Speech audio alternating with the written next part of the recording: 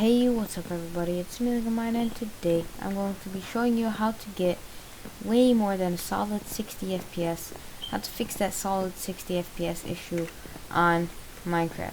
So as you can see, I'm getting 60, 61 FPS, it's just staying there, it's a solid 60, which kind of sucks.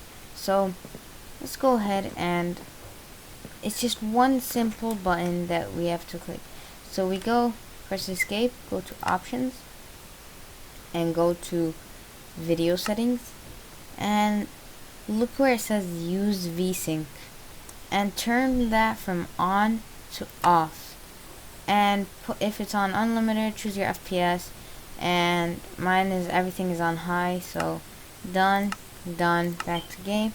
And as you can see, I'm getting 600 FPS, about 600, and that should work for you, which is really good. No frame dropping, which is pretty good if you really want high frames.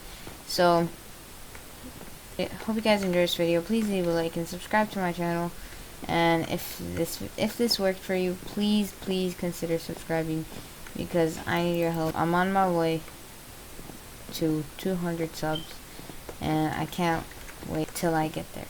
So that's it. I got nothing else to say. Peace out.